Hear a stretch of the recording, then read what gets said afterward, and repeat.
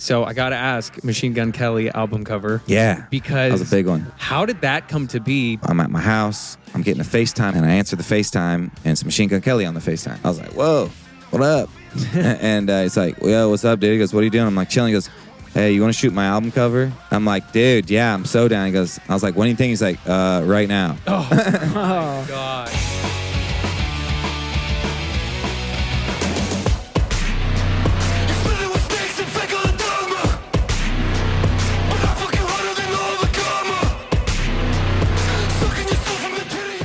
Thanks for stopping by, dude. The first time that we actually would have met was when you performed a session here, and Tommy and I are the ones that filmed it. Oh, really? So, yeah, we're the ones that filmed it, and it was Appetite. Yep, Appetite, yeah. You crave me too, can't help my appetite. I need a taste of... That was the first time that I had heard your music. Yeah. And then I went on and saw the music video for it. Oh, yeah, crazy video. The fully produced version, and I was like, oh, this is like the full produced sound of Nathan James.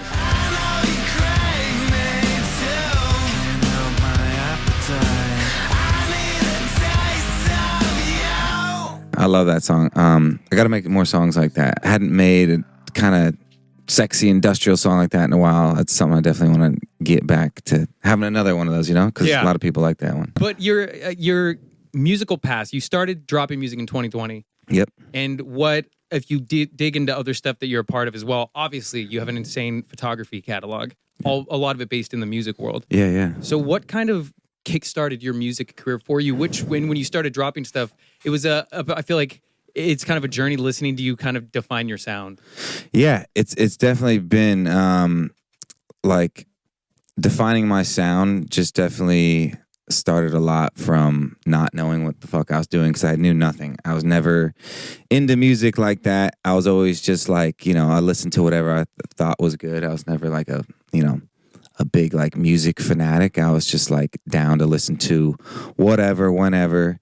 And then when I started photography, I just really dove deep into that and did a ton of things with that, as you know, with just different artists, brands, celebrities, all that stuff. And then it wasn't until I did my own like fine art photography gallery where I was like, what's another art medium I could do that could bridge the gap between it not just being a photography exhibition, but also like some other art medium in it.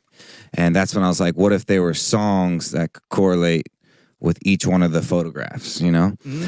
And so I made these 6 songs because there were 6 photographs, and they were horrendous, but I was like, damn, I love like making music, but it's going to take me some time to really figure out, number one, how to do this, figure out my sound, figure out what I want to be doing. So like at first it just started out very like just, emo rap kind of trap shit, and then migrated to the pop punky.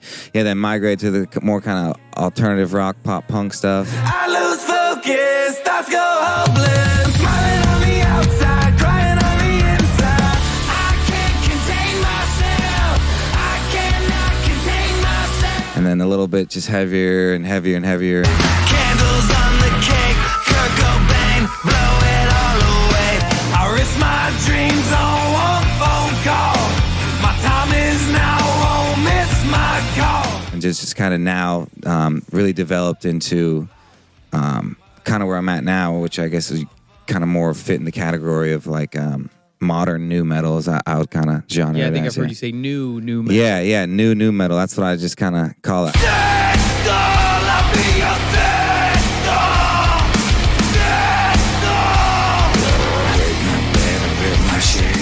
Because the blend is there's some metal shit in there, some new metal shit in there, some trap metal stuff in there, some hip hop elements.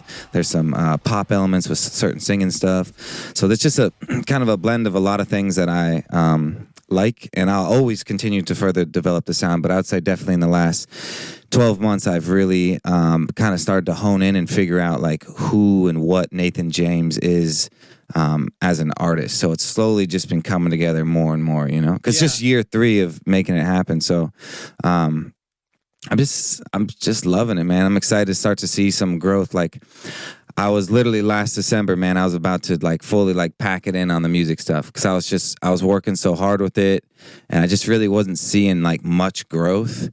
And my girlfriend, she was like, you should just drop that. I had this song called Medusa.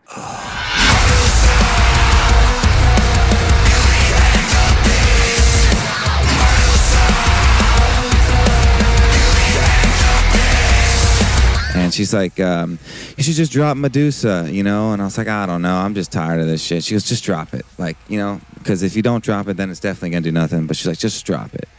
And I'm so glad I did because when I dropped it, I started to get some viral moments with TikTok. And that's when I first started to receive like some viral moments with TikToks without being corny or doing like weird shit. And it's just about the music, just me and just singing the part of the song. And that's it. There's no other thing else to it.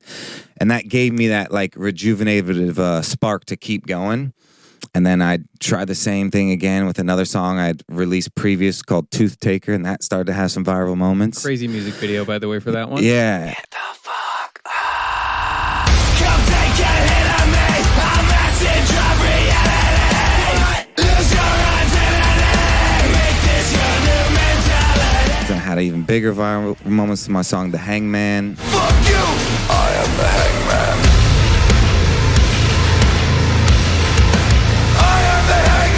All that stuff just kind of made me feel like all this time, effort, energy, money that I'm putting into this is worth it because now there's some people starting to like receive it, understand it, hear it, and like it. So that's what motivates me to keep going is when I see that other people are also enjoying it and not just myself. Your tour that you did, it was with Shaggy Two Dope. Yep. Of Insane Clown Posse. Devil, bring it up a level, yeah. I bring trouble like a pop-o-matic bubble hot. What was it like going on that tour and being around a fan base that I feel like is such a family of a following? I would say number one, the whole Insane Clown Posse and the Juggalos and Shaggy Two Dope, those guys, DJ Clay, those guys are amazing. It's really family oriented and they are so misunderstood as like a community. And it's crazy how society really loves to pigeonhole people that don't fit or look like the norm. Yeah. You know? And, you know, like, it's just, I was treated, you know, so well. They were so friendly. And all the fans, too, of that whole community is just like, was phenomenal. Yeah. You know what I mean? And relates to me a lot because I didn't even know this too much. I mean, I did know this about myself, but like, just more, I've been hearing it more like, there's been a lot of people who just see my online presence and they think this certain thing of me, and then they meet me in person. They're like, "Whoa, like you know, just like you're a human too," you know. And I know that with the silver face paint and stuff that I do, and just like the crazy song stuff, like definitely, you know, people portray an image, but they have to understand, like, for me, I look at it as like I'm a director of a movie. You know what I mean? And just because I direct horror movies or crazy shit happening doesn't mean that like I'm all, like this evil, like fucked up, like weird person. Yeah, you know what I mean? Like I just like dark art and like horror art and heavy stuff, and I also like real pretty shit too. You know, like I like all sorts of things. I think you showcase both of those. Yeah, and a lot of your stuff. So with the music videos, do you have a hand in the? Oh yeah, so like all the creative I'm coming up with. Oh, that is sick. So everything. We're huge video guys, the both of us. Yeah, like, I love that, and knowing that you're from the photography background where you're staging images and stuff, and all about the visual. Yeah. What's the music video side like for you? Because you do not like half-ass your music videos. Yeah, I go in on my music videos. Shout out to my guys Ray and Park at Red Fox too. They're the ones who shoot them all and edit them. But I'll always, you know, fair share of the time be coming up with like the generalized, you know, concepts and ideas and, you know, how I want things to look. And we've done so many videos with each other that they kind of know my vision too of the things I like and don't like. So when we work together, it's pretty a seamless process of like kind of getting the final result to how I like it, you know? That's great. And I think it's so important to have a good team behind you that you trust. Yeah. They see the same vision as you to bring it to life. And it sounds like that's kind of what you have. Yeah, I got that going with them for sure. They're very, very good at what they do. So that's amazing. Really good guys, yeah. Yeah. And so you're a horror guy? You like yeah. stuff? Oh yeah. What kind of horror, creepy stuff? Because I'm all about that stuff. Any favorite movies, shows, anything? Yeah, anything like made by Stephen King is like phenomenal, especially the fact that like his Colorado background is cool since I'm from Colorado. Oh, sick. What part of Colorado are you from? This little town of like 15,000 people, it's called Louisville. Uh-huh. And when I was growing up, it's getting way more like developed now, but when I was growing up there, it was just a little blue collar, old like mining town. So what brought you to LA and when did that happen? Yeah, I would never have thought. So yeah, growing up, I was just I was doing a lot of like sports. You know, I was definitely pushed into sports from my parents. Not a bad thing, but just that's what it was. And so I was doing a lot of sports, and basketball and wrestling were like two things that I needed to decide when I got to high school, which I wanted to kind of pursue more.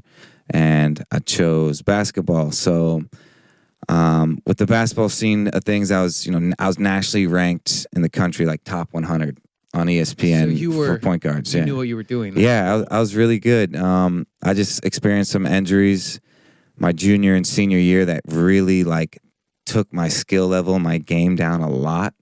I had this like gnarly popliteus tendon bone spur thing in my knee, and it just allowed me not to like maneuver how I, could maneuver. But I could still do my thing. I was still killing it. But my ACT scores weren't good enough to go to Division I university, so I had to go to a Division I junior college, and I went to Casper College. They're the most winningest junior college like in the country. Mm-hmm. So a lot of guys will go there for just 1 or 2 years max, and then they transfer to a D1. Yep. So yeah, I was going to go there for 1 year, then transfer out.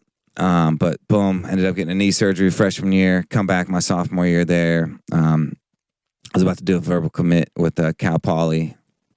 And then boom, another second knee surgery. So my whole 2 years at Casper College in Wyoming never even happened. And that's when like all the creative started to happen. My mom sent me a camera in the mail. That's what really set it off. My mom just sent me this camera in the mail, and I just had this camera sitting around forever.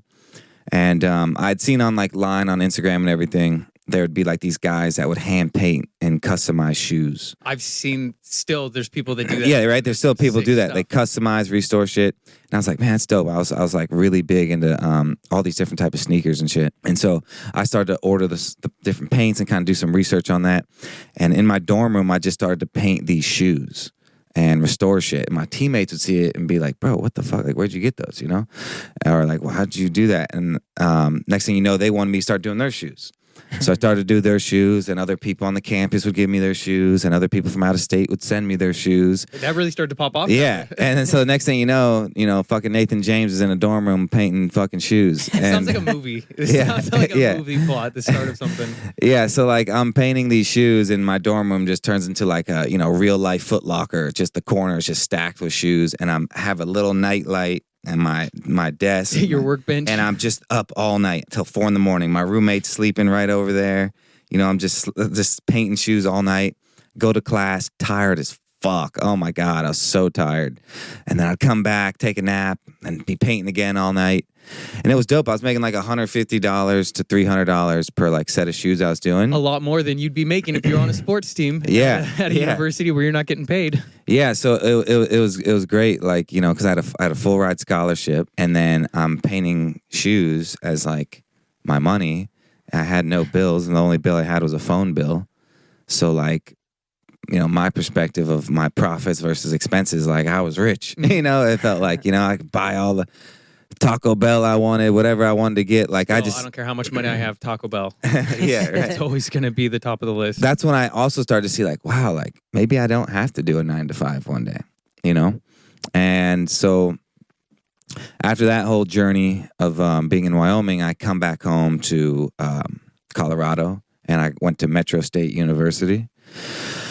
And again, I didn't want to have to pay for like living expenses, and I knew that if you were an RA, a resident assistant, like in the dorms, that you get free room and board plus food. And so I was like, dang, I need to try to become an RA.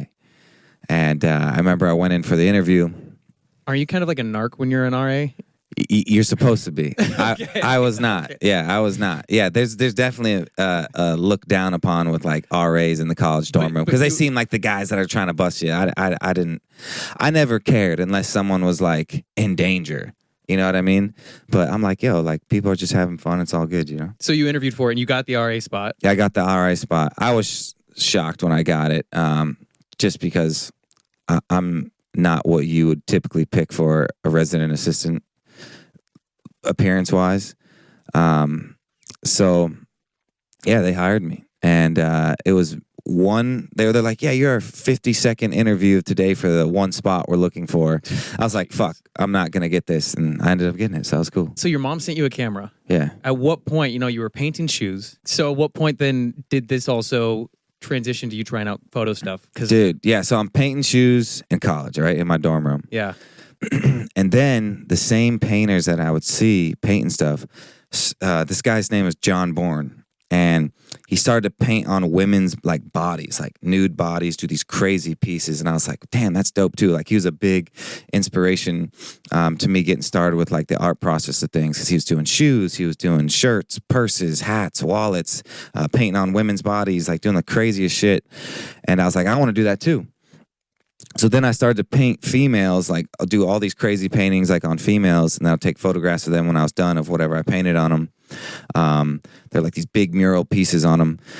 And that's kind of like, man, like I guess photography is like kind of cool. I'm glad like my mom sent me this camera. Like, I take pictures of the shoes when I was done painting them, of the girls when I was done painting them.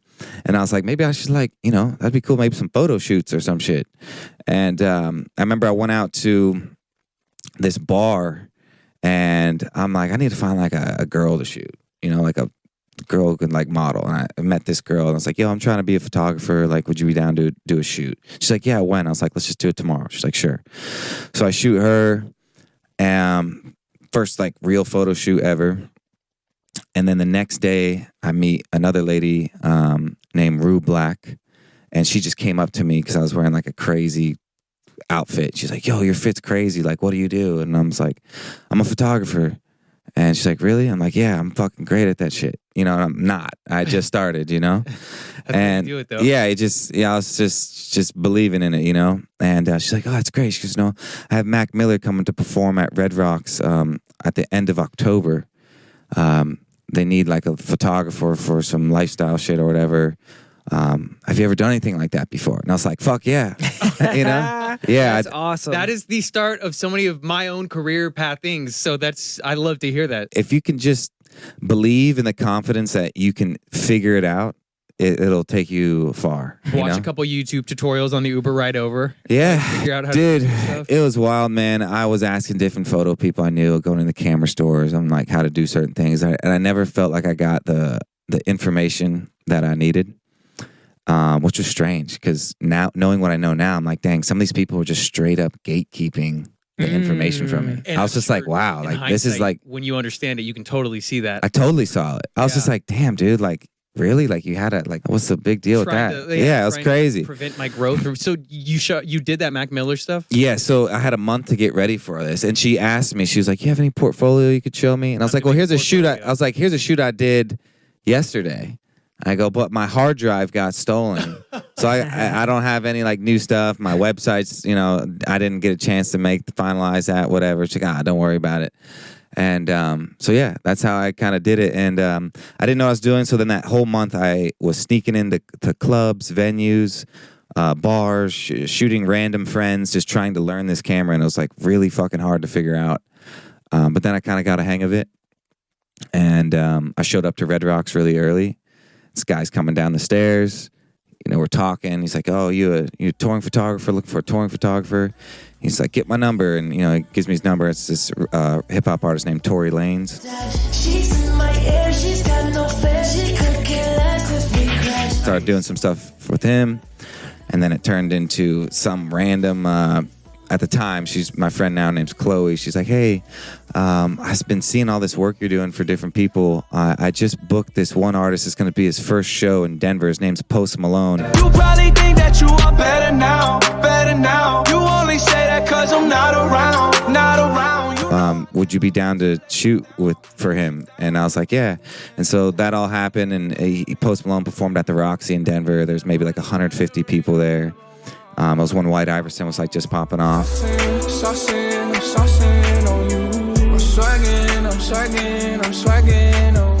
And I I met Dre London and Post, and just started to do a lot more stuff with them, and then just became slowly more and more tapped into that world of things, you know? Was the photo that you took of Post Malone that night that that iconic? Yeah, that iconic one Hold that within up for like, me if you want. 'Cause yeah, you I know? wouldn't mind seeing that. There it it is. is, yeah. In that picture became such like an iconic picture. Yeah, it's crazy. And at that time, he was a small artist. That Smaller, yeah. Smaller, He was, he wasn't huge, but he was definitely way, way smaller than what he is now. Tommy And, even found a photoshopped one, and it's oh yeah, there's that people put it on Christmas shirts during Christmas time and said Home Alone, yeah, all it that. said Ho and then dash Malone. That's pretty Yeah, good. so people like been selling that during Christmas. I wish I would get some of that money, but whatever. Oh God, you're getting a cut of that. Yeah. Was that still pretty early on? Where you were kind of bullshitting that was and finding your way out? I was finding my way there too, and that photo definitely was just a big piece. What a that, big like, piece of credibility too. Yeah, to be like, it really set it off because at the time, you know, Instagram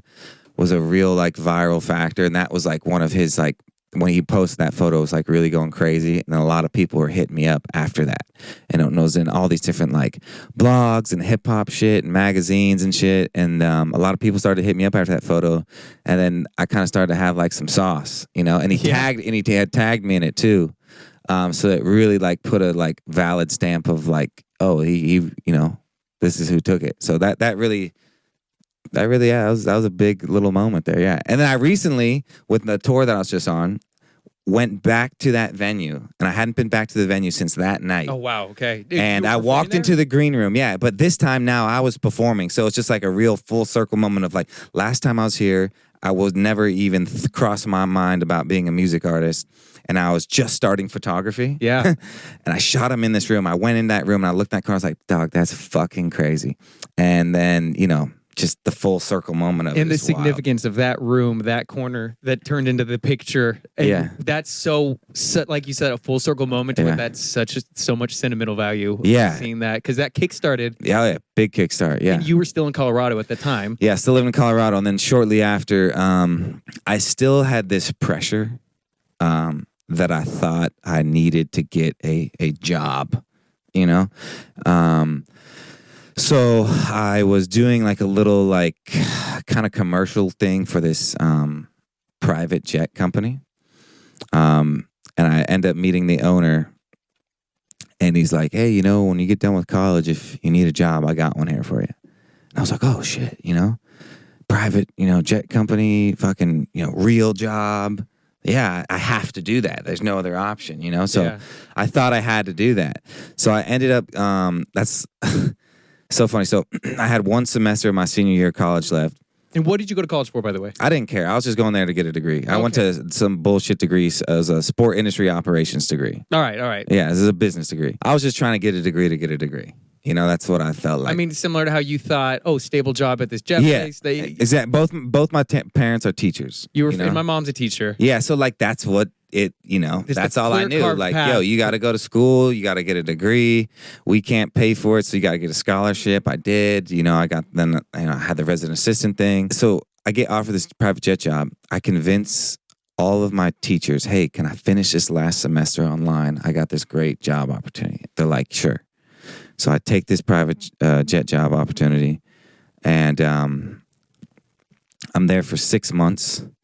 I was a sales associate, and then I became a director of sales, but I led the company in sales. And all it was just fucking just cold calling, man, left and right. There's this big Rolodex of leads and, you know, businesses and people who fly private, you know, because it's a very niche market. You know, not everyone can be like, yeah, dude, I'll take that $60,000 flight from here to there, you know? Yeah. So that was a brutal thing. And when I was doing that, I was still doing photography on the side. But I was like, man, this fucking sucks. And this is where it gets crazy. As much as it sucked, I thought like this is what I had to do. You know, company's great, but that's not what I wanted to be doing. Mm-hmm. So one morning, it's just so crazy how things happen. I'm living in this apartment in downtown Denver, this nice apartment, and I thought like really, really good about myself. I never had anything like so nice. This apartment is super nice, and I'm leaving out to go to work, and there's this guy in the parking garage selling or not selling, giving out breakfast burritos. So I pull up and I'm like, what the fuck is they seeing? Suit and tie, giving out breakfast burritos. He goes, hey, my name's Alex. I'm a realtor. And I just want to give you my card and, And a burrito. Yeah, and a burrito, right? And just wish you a good morning. For what you're paying rent here, I just want to let you know you could probably be paying just as much or less on buying and owning a home. And I was like, oh, really? He's like, yeah, you should take my card. So I was like, shit. So I took his card. And yeah, I was like pre-qualified and everything to like buy a house after he did all the stuff. And that was like some super phenomenal shit where we spent 3 months trying to find this house, right? Find a house. What year was this, by the way? 2017. Okay. Yeah, 2017. So I go to try to buy this house. I put the earnest money down on the home. I'm going to buy this house. 3 days before the move-in date, I call him up because I just woke up one morning and I was like, this ain't it for me. I was like, I'm moving to California. And it was like a weird epiphany moment of like, I literally just woke out of bed. You know, I'm living in this apartment. I put all my money down to buy this house. Getting ready to lock it into Colorado. Yeah, I'm getting ready to lock it in with Colorado 3 days before I move into the house. And I call him up and like, hey, you're probably gonna fucking hate me, but I'm pulling out. Don't want to do this. I get my money back. I go into work that day, and I'm like, hey guys, I'm packing it up. I'm gonna move to California, and everyone was like super shocked. And then I came back to my apartment, broke my lease at my apartment, and moved all my stuff that I could into my old room at my mom's house. And then literally the next morning, I had a little Nissan Versa, packed that bitch in as much as I could, and I just drove 16 hours straight to California. And I had gone on an Instagram live before asking like, hey, I'm going to be moving to California. Anyone I know there? And my cousin hits me up. And he's literally like, hey, you can stay with my mom's boyfriend named Ralph. And so big shout out to Ralph because I didn't know Ralph at the time. He didn't know me.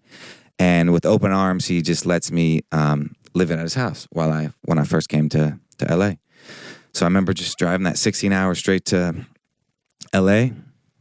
I meet this guy I don't even fucking know. I go into his house. It's very antique, like, you know, nothing changed ever from 40 years ago. Yeah, nothing out of And place. so like, I remember just, he's like, yeah, you can stay in this room. And I open the door and I'm literally like touching the walls with like my This little hands. prison Yeah, cell of it's a tiny. bedroom. And there's just a mattress on the floor. And I sat down and I was just like, oh man, what the fuck did I just do? Like I just changed Flashback to the house you were about to buy. Yeah, I just Job you changed left. the whole trajectory of my life, and it didn't make sense to a lot of people, especially like Even you, maybe. yeah, it didn't make sense to me. I was like, did I do the right thing? Because you know, job security, good income, house. You went to just college. just You graduated went to- college. Yeah, you were doing it all right. Yeah, I was like, yo, like in perspective photography too, man, I got a good thing going in Denver, you know, with photography. Like everything seemed right there, right? But I just saw like a bigger picture. And what was it that morning that you woke up? So it was on my birthday. It was weird. Oh, really? Hey, sometimes That's also it what's is really birthdays strange. In New Year's, though, I feel like are big, like eye-opening moments for clarification. Kind of like Yeah. I feel like COVID was a big one for a lot of people. A lot of people, yeah. sat back and were like, "Wait, what do I want to do?" Yeah. But I've had many birthdays where I'm like, I'm a year older. Am I really doing what I want to do? Like, Yeah, this is I what think. I want. Yeah, I agree. I think you can put it in perspective of like, hey, what I've been doing is this still what I want to be doing? Mm-hmm. You know? And will I ever regret not pursuing this opportunity? Just seeing what could have happened. Yeah. And speaking of that, when I was in college, my grandmother had passed away, and the last thing she said to me over the phone was, "Don't make decisions out of fear," and that really had stuck with me. And ever since she had told me that, I started to really reflect on how many of my life decisions were based on fear and not passion, you know? And so when I started to live my life on making decisions out of passion and not fear-based, it really started to change a lot of things. Like, that's what made me start to paint shoes. That's what made me start to paint the girls. That's what made me start to do photography. You know, that's along the way, the path of normalcy was always reaching out to you a bit. That the jet job. yeah. Hey, school, come back, bring it back. Yeah. Now not too far. Bring it back. And Reel you it in. had You know, to cut it fully. I feel like to really pursue your passion. yeah. I had no idea, man. You know, especially, there's some people who are in more fortunate situations when they take a leap of faith. Financially, sometimes people's parents can help them out or whatever. Again, shout out to Ralph. Yeah, shout out to Ralph. But like me, when I moved to California, there was no, parent money or mom and dad money. Like I said, both my parents are just, lower middle class, like teachers. Yeah. And so, I had saved my photography money. I'd stacked up some money with that private jet job that I'd got. And I was like, okay, I have this amount of money to try to make it and try to still live here. Yeah. And my first 6 months, I stayed at Ralph's house in Burbank. And then I got an apartment with my cousin Vinny in Boyle Heights. And that was cool. I like living in Boyle Heights. By the way, was the Post Malone picture, was that taken on the camera that your mom sent you, or you upgraded? No, that was I had upgraded then. Okay, yeah. okay. It was a Canon T5i, yeah. Yeah. So you had come out here with a bit of some of the resume photography stuff from Colorado. Yeah, I had very little. And then out here, though, you started to build another name for yourself. So then what ended up, because Yeah. you went from a small pocket where you were starting to feel like you were building a name for yourself. And I totally was, right? You came to the open ocean of LA. Yeah, I was like, yo, this sucks. I was like, it is weird because a lot of your life, right? You're like in this psychological prison or like psychological like restraint. I feel like you're under the rule of your parents, and then you go to elementary school, you go to middle school, you go to high school, and then, some people go to college. Mm-hmm. So for me, it was all four of those things. And, you're constantly under like rule of other people, right? Yeah, so when I society in finished, general, when I finished college, I was like, this is the first time ever that I'm like this free adult. You're your own person. I'm my own person. And I had realized that. I was like, whoa, there's, I can do whatever I want now. Yeah. And then for the longest time, you can't do whatever you want. And when I realized I could do whatever I want, I was like, holy shit, life. You know what I mean? I was like, this is like, it's starting, And I think you have to realize that. Because I still feel some people well into their adult years. And they fall into that trap. They never get out of that psychological prison of like, they stick. There could be more. I could try something else. Yeah, they just stick to the, okay, now college is over, job, wife, kids, dunzo. And like props to them. That's just not for me. I know so many people that are so fulfilled by that lifestyle, but I'm not. And it's so important for me to be able to say that I'm not, or else I would be back in Reno, Nevada, where I grew up, and I'd have some normal job. Exactly. Yeah, and to teach his own, right? Everybody has their own preferences. For me, that was not going to work for me. Uh-huh. That was an incredible moment coming out here, and then it was about, okay, how am I going to get it started in LA? Completely fresh start. You come out here not really knowing anyone. Yeah, I didn't know anybody. So I was like, how am I going to make it happen out here? And something a lot of people don't know too, is when I did come out here, like I was, doing like artist management. Okay. I was trying to get into that. And there were a couple different artists that I was trying to work with and help build and stuff. So I kind of learned some back end things of that. And it's just funny, right? Because like all that information, all that stuff, like, I think I was really still struggling with the fact that as much as I wanted to be a creative and be with art, I was trying to still find other things. Like I had this photography thing that I was really good at. And like, why wasn't I just being like, I can just do this, or other things in the art realm? I always tried to dial it back to, okay, business. You know what I mean? And so that's again like the struggle of like everyone telling me, parents and just social norm to shit of like, hey, you can't be artist, you gotta like business, And but don't forget that you can have fun on the side, but that's not the main thing. Yeah, exactly. And so I think it really just kind of over time it slowly started to change. It's like, hey, like, my mom's an artist, an art teacher, but not like, she's just, she's an art teacher, or she was an art teacher. And so art's always been in my house. My dad just for fun always played guitar. He's in a band when he was a younger kid. And all these things are just naturally like in me with like shit like that. And so it's just cool to actually say, I'm going to try to like make best of it. And to see that both of your parents bring a different side of art, from music from your dad to visual art from your mom doing stuff. Yeah, it's crazy. It's no surprise that you got both of it. But isn't that funny? Yeah. And then also it's cool that it was enough of an influence in your life and with who you internally are to be like, I have to pursue this. I have to do something with this. Like, I don't want to be like the teacher who it's like, my side hobby is playing guitar. Yeah, and when I was doing like, management stuff, whatever, I felt like, again, like the teacher. Yeah, exactly. It's like the teacher role. And I was just like, I was like, I am the artist. Yeah. Why am I trying to teach it? Yeah, exactly. You know what I mean? Like, I feel like so that's when it just was like, yo, I'm going in. You know what I mean? I'm going in on this all the way. So how did you start making good connections out here for photo stuff? Because now your resume, which I think we have some of the stuff pulled up here on your Instagram page, like you've done so much stuff now to where like you got like Lil Wayne, you got Travis Barker, you've got Machine Gun Kelly, you've got all this stuff. You got TX2. Oh yeah, the homie. Great picture. I didn't realize you did that picture by the way. Yeah, that was in my bedroom on my bed. Yeah. Oh yeah? How did you meet Evan? I'm a 5'4" man whore who sled heads rest. Yet 100,000 kids out there think I'm the shit. When I did my first little show in Florida, it was a fucking tiny little show. He showed up to the show, and he was like a fan, and he was singing this song I had, this like older song called like Outcast Radio. Tell me out, talk me down. You'll never make it, you'll never make it. Hold me back, fuck all that.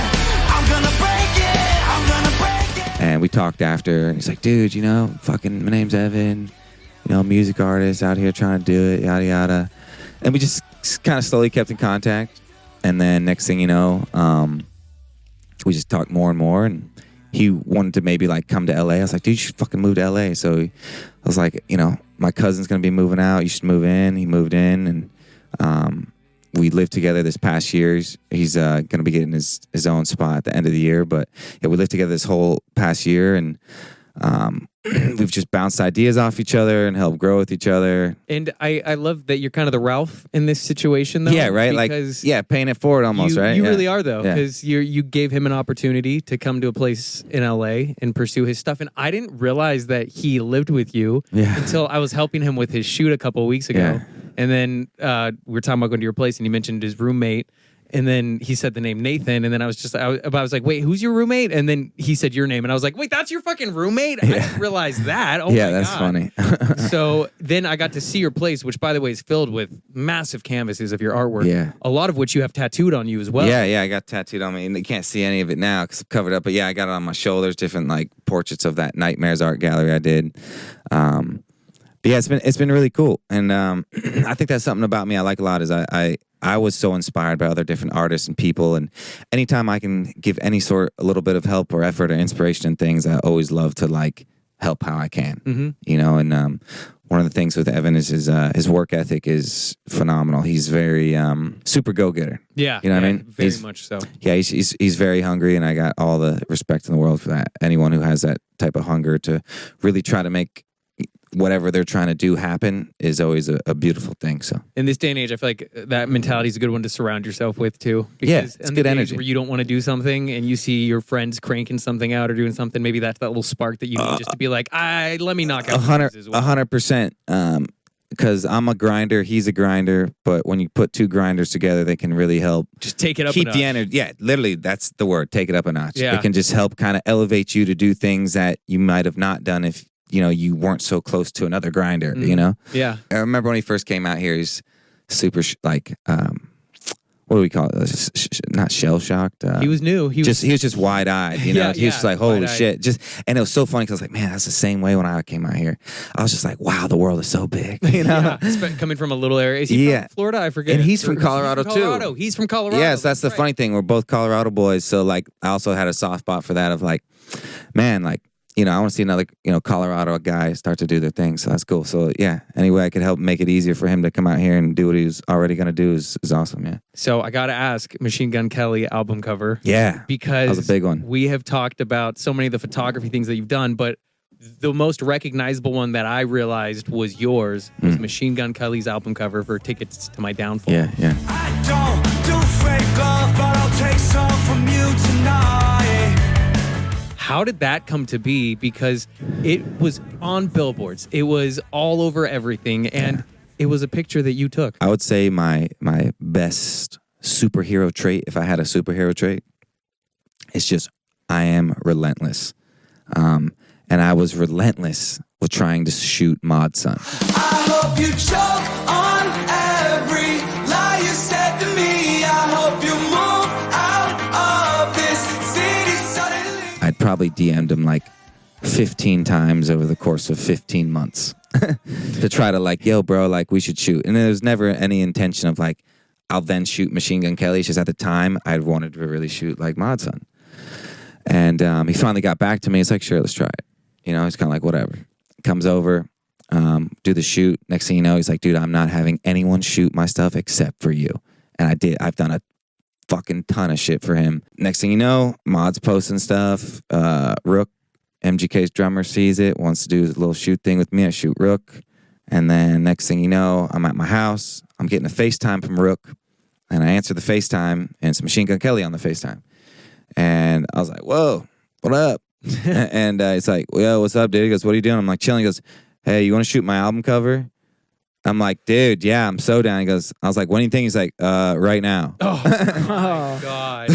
So that was hilarious. No pressure. Yeah, and I was just and it was weird too, because at the time, I remember I was sitting in my kitchen talking to my friend, and I'm literally having a conversation with him about how, like, dude, I was like, it's crazy, like, all this shit Machine Gun Kelly's doing.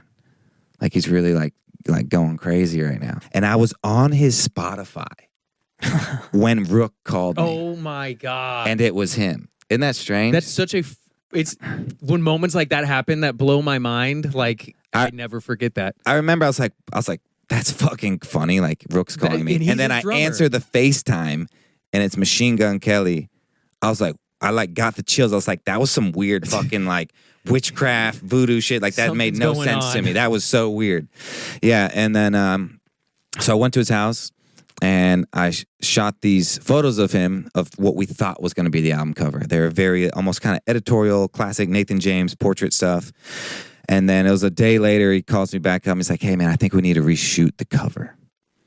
And, which brings me back. The reason why he FaceTimed me being like, let's shoot it now, is the cover he had was a drawing originally. Mm-hmm. But after they printed thousands of like vinyls and CDs and shit, it had been a thing where like the guy who designed that image totally ripped off some other artist's images. Oh, I remember it. That was all over the headlines in the music world when that happened. Yes. I forget so what it was a huge copyright claim and issue. Yes. So they needed a new cover. So that's why he had called me to shoot it.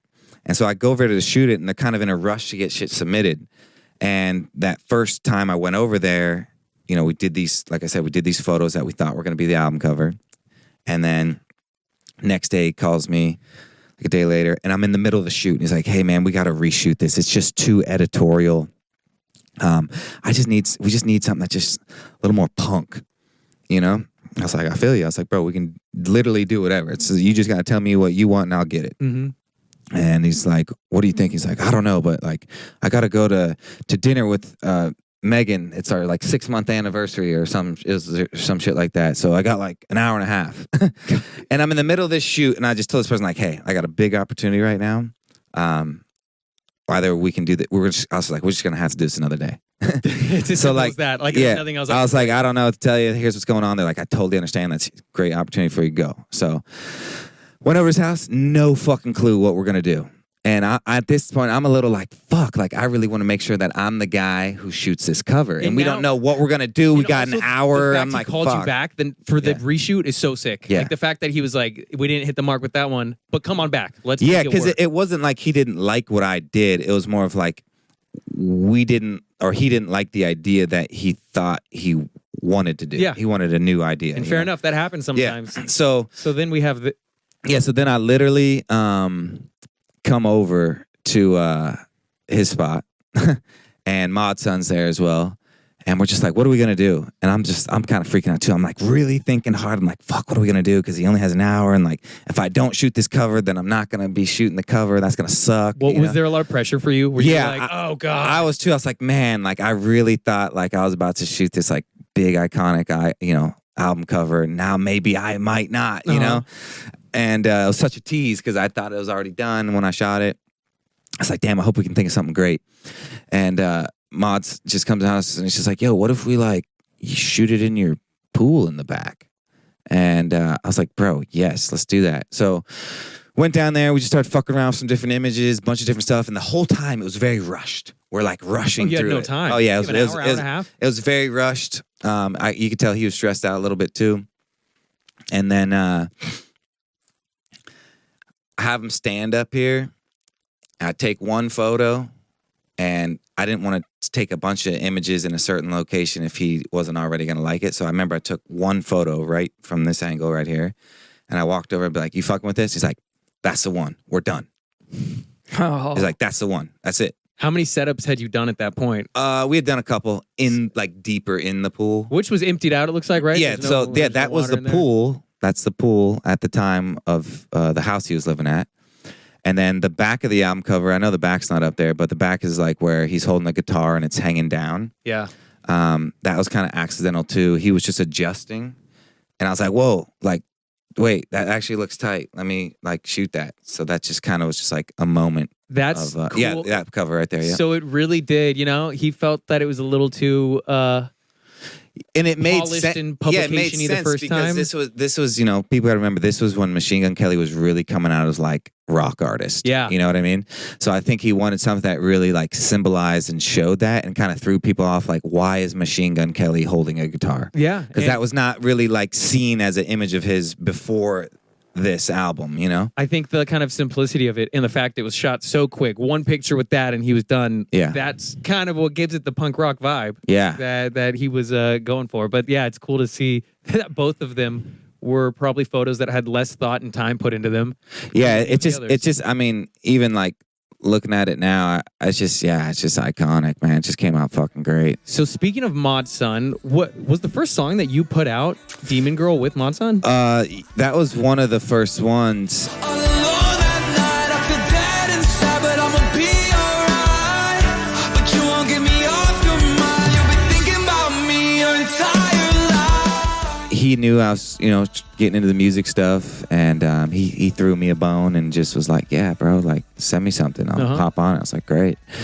And he hopped on that song. And then did you do the artwork for God Save the Teen? Yep. I did the artwork for Internet Killed the Rock Star and God Save the Teen. Oh, sick. You did it for both of them. Yep. And then also I've shot a ton of stuff for Avril Lavigne. Mm-hmm. But yeah, it's varied a lot from a lot of hip hop artists, rock artists, brands too. Even do you have a favorite one? The craziest one it's always Lil Wayne. I'm not surprised. Yeah, so this Lil Wayne shot. Great picture, by the way. I'm with his manager, and Wayne like shows up 4 hours late, as he should. He pulls up in a Sprinter, like a big entourage. Yeah. And he just comes out just looking like the coolest motherfucker alive. And, he just has got a blunt in his hand or whatever, right? And sits down in the chair, and I got everything set up. And I'm testing some light on him real quick, right? Like I'm talking like 5 seconds, just like, 5 seconds, got off 9 photos. And he gets up, shakes my hand. All right. It's been a we pleasure. Good. Oh my God. And I was like, and I didn't know what to say. I was like, like, I was just, I don't even know if we got any. Like, I was just testing light. He goes, nah, we good. I know you got it. And it was this was the 9th image, the last shot. That was the final one. That was the final Was it by one. far the best one? Yeah, that was the best one. Like you're like that there was no other great one but that one. You don't even think you've begun the photo shoot yet, and it's done. Yeah, it was so funny because it just, like I said, I'm there for 4 hours. He shows up instantly, sits down for about, a good 1, 2, 3, 4, 5. All right, we're done. Like that was it. And what you don't say anything at that point. Yeah, that was it. And luckily I'm fast as fuck at this shit. I know exactly what I'm doing because if that would have happened to someone else, it wouldn't have even been a possibility to be salvageable. And that's where I think by you forcing yourself into that profession and lifestyle so quickly by saying, yeah, I know how to do this. I can do that. You pretty quickly actually how became to on that. the fly. Yeah, do all of the mechanics of stuff. Yeah, when it comes to photography, fucking wizard at that shit. I can say that confidently. I'm fucking. I know what the fuck I'm doing with it. As for your music now, let's dive back into that. Yeah. I don't even remember how to pronounce the name. What's the latest one that you did? Nephilim. Nephilim. Yeah.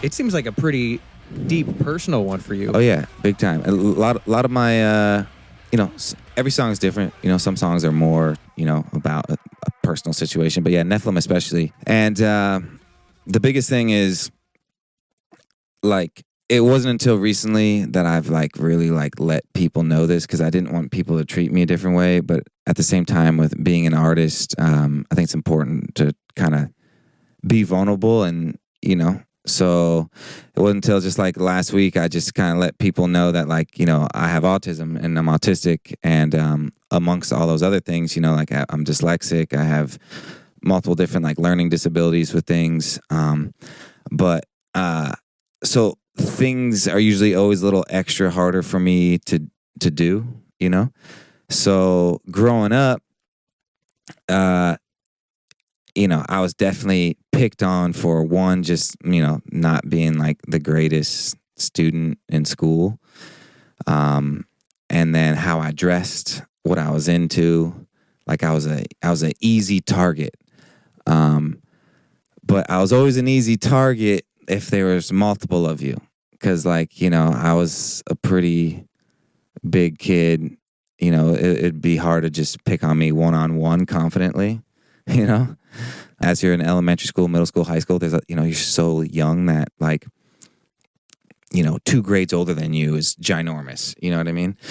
So it was easy to be picked on, but it wasn't until I got bigger and I went through puberty that a lot of that started to happen less face to face and more so behind my back. Yeah. You know what I mean? But yeah, growing up with a lot of that stuff, yeah, I was held back in school as well. So I was picked on for that. And it was a weird dilemma of, being this really good athlete, but then being considered the retard, because I wasn't a typical jock. I was just someone who kind of was forced into sports just as that's what you do, son, And so I just did it because I was good at it. And, that's what dad wants me to do. So I'll do it. And, which I'm glad he did. It taught me so much. And, but yeah, I was just I didn't hang out with my teammates. I didn't, do things with them. I was just on the team. You know what I'm saying? And it's so weird because as a freshman in high school, I was the starting varsity point guard. So there's a lot of attention I did not want. Yeah, and you are just on the team, but you're in there in a pretty I was in a super high role. Fucking everyone knew who I was, and I didn't want that. And but because everyone knew who I was, I wanted everyone to like me. So it was so strange, and people just didn't like how I was, especially the first high school I went to. I had to move schools because it just had gotten so bad. So my after my first 2 years in high school, I was at a school called Monarch. And then my last 2 years, I went to a school called Centaurus. And at Monarch, oh man, it was just wicked. My mom taught at Monarch. That's why I went there. And this is kind of it just was not good. No joke. You think, I ate in the bathroom stall was bad. I was a step further than that. I ate in my mom's art room in a back room in the back room. So there's my mom's art room, then there's a back room, then in the back room there's a back room. That's where I go eat lunch. Off from any and everything else. I was in a room, in a room, in a room. You know what I mean? Yeah. I just ate by myself most of the time. Sometimes I'd try to have the friends that I had, I'd try to do things with, but I was terrified. It's so funny. I was terrified to go in the cafeteria because sometimes the seniors would just straight up, just walk right up to me and just be trying to yo, I'm gonna beat your ass right now type shit. And yeah, so I was just I don't want to go in there, Mm-hmm. So yeah, I just kind of always try to stay to myself. But like I said, it was so hard because so many people knew of me because of the sports and everything. But I didn't want, I didn't. Part of being in sports in high school. Yeah, I didn't. Celebrityism of high school. Yeah, I didn't like that at all, and it was even harder that people then also knew like I was held back, and they knew all about all the fucking special ed shit.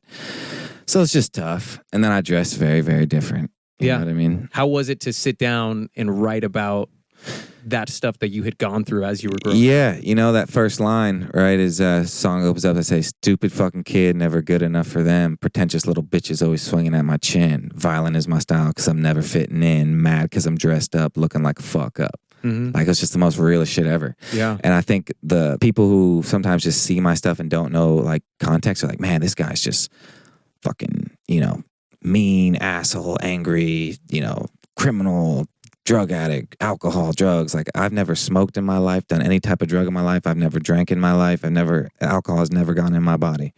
No kind of weed, cigarettes, pills, nothing have ever gone in my body. Like, I'm probably one of the more just, I'm just a basic person, with just feelings and emotions just like everybody else. But I think sometimes people see me. Like, I heard someone the other day, like, I was talking to, I don't want to say who it is, but they were talking about, like, someone was talking about me, and they were like, yo, is Nathan like real? Like, what's his, like, I'm like, yeah, motherfucker, I'm real. Like, there's just been a lot of people who think like I said, like, almost like I'm like a creature, and so that's strange to kind of hear that's like kind of been around. That's how some of them, the online persona, the posts that are put up. That's and I understand it. Like I said, like I look at like my music is, I'm the director of my own movie, and I'm playing the role of like these movie characters with telling my stories and experiences through them. Yeah. You know what I mean? So hell yeah, I got a lot of aggression and violence in those songs, or assertiveness and angst in those songs, because like that's how I was feeling when all those things were happening. And so because of those experiences and just all that, I've come to isolate myself, especially recently, past like couple years, to just really just kind of I like to just kind of stick to myself, I used to always want to be, it was just so weird, like it wasn't until like I reached a certain point where I felt like I was so afraid to be around people. Like, I used to be terrified. That's the crazy shit. I used to be so afraid to like be around people or like big places. Like, it scared me. Like in high school, yeah, I'm sure it comes back to the high school days, to the school days. Yeah, and like in like when I went to my transfer to school to Centaurus, was way better for me. But even then, like I'd only gone to like a couple like social party or outgoing things, because it was just weird. There's no reason to be afraid, but I was just afraid. I had so much anxiety. It's so weird to be around people. Oh God, it was terrifying. Like, one of the worst things, and this sounds so crazy, is like, after each class, you have your crossing period, right? Like, you go to the next class, the walking in the halls with people, and it was just really like overwhelming. Yeah, it was really hard for me to just do that stuff, and it was just tricky shit. So, but how does it feel to play this stuff live? Because I saw your set at Barson that you did with TX2 that you opened up. That's cool. I think you were all silvered up for that. Yeah, all silvered up. Which that has been a look of, I think, all the music videos that have come out this year. Yes, for the most part, yeah, most of them, yeah. But you looked like you were having the time of your life up there. It was a great, very rowdy crowd. Yeah. And being at, like, you just did your first tour, and you're kind of being able to hit the stage fully with these songs. How does that feel? Because I feel like that's the ultimate release of all of this. Yeah, the best part for doing music for me is being able to play live, and like I feel like I turn into like this criminal of like fucking King Kong can run through walls, and I just love to go ballistic. Mm-hmm. And yeah, it feels good. No, that's great. And yeah. I was keeping up with that tour when you were out, and it looked every night it was such packed crowds. Yeah, it was a good time. And you have a new song coming out. Yeah, I got a new song. 13th, yeah, actually Friday the 13th, Devil's Basement. Really, really excited for that one. This will be fun. Do I get one? wish we all fall. You should come and get blind with me. Another land will make you peel your face back. See the morning that you wanna be. Leave you lower than the devil's basement. There was someone who was supposed to be on that record, and they did it. They did their thing. I had held up my end of the deal, and they bailed. And I was pretty bummed on that. It didn't make sense, you know? And so, like, that song also, I had to replace that verse they were on with my own verse. So that the second verse has some meaning behind it. Is the replacement verse a follow-up at all to the verse that was initially supposed to be there? Could be. Yeah. Yeah, could be. Yeah. Is there a music video to this song, Drop? Oh yeah. So for the music video, Devil's Basement, again, I wanted to like replicate like Dante's Inferno, like the 7 or 9 layers of hell. And so in the video, when it does drop, it's gonna like appear in a way that it's shot that it looks like I'm in an elevator going down and down, further and further into the Devil's Basement. Hell. Yeah.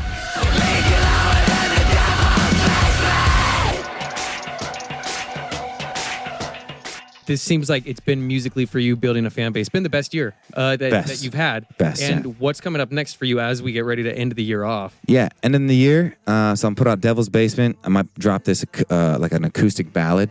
I'm smiling on the outside, crying on the inside. I'm smiling on the outside, crying on the inside. In November or end of December, and then the first week of December, I'm gonna drop my first cover song to Pure Imagination, the Willy Wonka movie. Pure Imagination. Nice. Yeah. Come with me, and you'll be in a world of pure imagination. But it's like heavy as fuck. That is sick. Are It's you going to do a wicked. music video for that? I want to. Easier said than done, but God, you can Yeah. have a creepy, weird, good, fun time with that. Yeah. So I want to do something crazy with that. I want to kind of like have like an Appetite music video vibe. Yeah. Like I want it to be like That video was so sick. like sexy industrial, but like Willy Wonka vibed. You know? Dress you up as Willy Wonka. Yo, what's good? It's your boy Nathan James, the goddamn gothic Willy Wonka. Instead of like the Oompa Loompas, it'd be cool just to have just like a bunch of just like BDSM kind of like female, just kind of energy with that, and Dude, like you just talking making this, it I want to see real, this like happen now. Wonka inspired, but like BDSM type of A vibe. bloody river instead of a Yeah. chocolate river. Yeah. If the budgets were endless. Yeah, right. No, That would be that's rad. crazy. So yeah, that's what's coming up, and then in the 2024, I want to drop a single every month.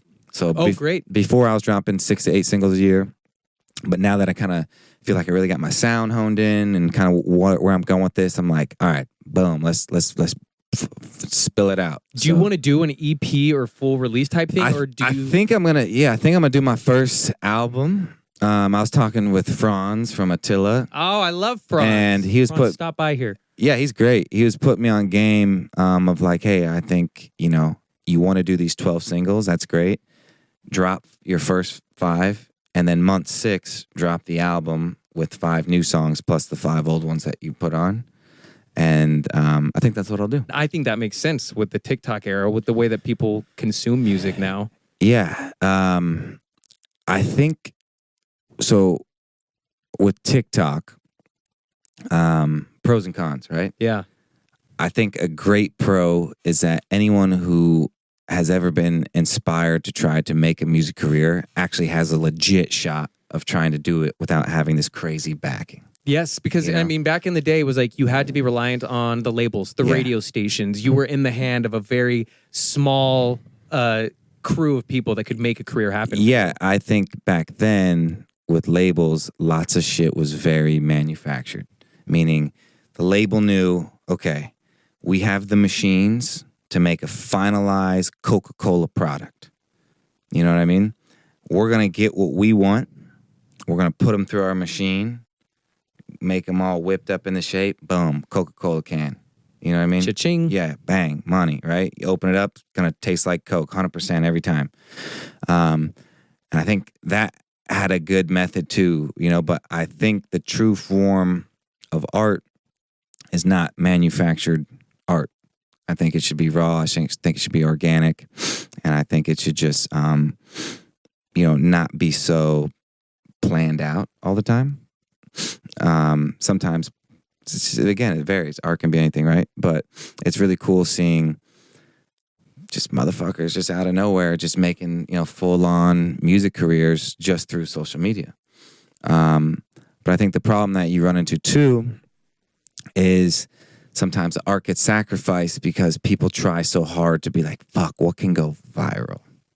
And right? How am I going to get heard? So it's a double-edged sword, and because sometimes people sacrifice the true art and the meaning to just try to get something to pop off. So they're almost doing what the record label was doing back in the day. Exactly. So how does it feel to be fully pursuing the music stuff? It feels great. Since I moved to LA, all I've done is photography and music. Mm-hmm. There's been no other jobs or things. It's just I've been financially stable off of photography and music. And then just of this year in 2023, I've started to see like some real dollars being made with the music stuff. And it all started from your roots of thinking you had to follow this linear path. You doing everything to follow that path, going to school, of getting normal jobs, absolutely opened up so many unexpected doors. Yeah. You were in college. That's when you started painting shoes. Yeah. Which led to so many other things. It's funny that happened while I was in college too, right? And to see what it's grown into. Yeah. Like, Mom and Dad, I tried my best. I really tried to do the safe route and do it all the right way. Which makes you feel good too. It's like, dang, the safe route is that's always there if anyone wants to do that. Yeah. It's always there. I think it's too important in this one life, which goes by so quick. Like Facebook memories reminds me of that all the time. It's like 10 years ago on this day. And I'm like, that was a decade ago. Yeah. But it makes me realize, and like we're saying about birthdays and New Year's, when time just kind of reminds you of itself. Yeah. It makes me want to make sure I'm doing what I like. Mm-hmm. You know what I always tell people too? This is like my rule of thumb, right? It's like, live your life in the way to where if I put a gun to your head right now and said, this is it, would you be able to say to yourself, well, I'm glad that this is I've done everything in my life that I've wanted to do with no regrets. Like, I've tried to pursue every passion of mine and every dream and every goal of mine. I've tried my hardest. If you could say yes to that situation, then like that's my rule of thumb of like, you're doing it. Then you're doing the thing. Yeah, I mean, that's how it is to me. I can get up in the mirror every morning and say that, like, if the worst came to the worst right now and my life ended today, I would at least be able to say, damn, I'm glad I didn't waste any time wondering if I should have done this or if I should have done that or if I could have worked a little harder over here or maybe tried a little harder over there. I can be like, take me, baby. Like, if my time is now, then my time is now, but I've put all my energy and effort into the time that I have had on this earth, Whenever I hear people who say they want to start doing this or they want to try that, I'm always just like, do it. Then just do it. Just start. If you're telling me you should start it right now, when this conversation ends, make some small step towards that. It's so weird. I'm so that very topic I'm so passionate about with people. Like, I don't even need to know them. Once I hear someone's like has an interest in pursuing some sort of goal or dream of theirs, I get all like, I'm excited for you. Yeah, I get so excited for them, and I start trying to spit game with like, here's how you can do it. You can start like this, like that, and like, I don't need to care, but I just do care. I want to see people win in like what they're doing. I'm such an advocate for being proactive for people to do that because I had to do that. So I'm like, dude, you can do it too. So much of having quote unquote like success or making it just really boils down to just effort and just really having a hunger for it. But again, as simple as that is to say, it just boils down to effort. It's really hard for people to have that want, hunger, and effort to do it. So that's the secret sauce. Is it's that easy, just like it's that easy for some guy to tell you, hey man, I could tell you how to become a millionaire by next year. But how many people are going to actually do what they need to do to become a millionaire? So it's the same thing with any business goal or passion. Everyone can tell you how to do it. Go on YouTube, ask a friend, go online. Everyone will show you how to do it and how you can do it. but will you do it? You're the one responsible for it. Yeah, you're at the end of the day. 100%. Thanks for chatting. Oh yeah, thanks for having me. We This covered was awesome. a lot. Yeah, this was great. This last part of the chat was great. Yeah, I'm glad we dove into that because that's something I always love to talk about. That I feel like I never talk about it in interviews. It's always like when I'm not doing an interview and I'm just talking with a friend. Dude, that's why I always hate the before and after of interviews, because now we're gonna be chatting when this cuts off, And I'm you'll be gonna like, I wish that was in the interview. Yeah, you yeah. said this in the chat, and that just happens, and that's gonna happen 5 minutes from now because that's the way of it. But dude, congrats on everything. Stoked that Devil's Basement is the latest one, but then you got plenty more coming out. Yeah, I'm really curious to think. Oh, dude, I got to show you the Willy Wonka. Oh yeah, which I got to check that out. Yeah, for sure. I want to hear the cover. Yeah, I'll play you that. It's pretty crazy.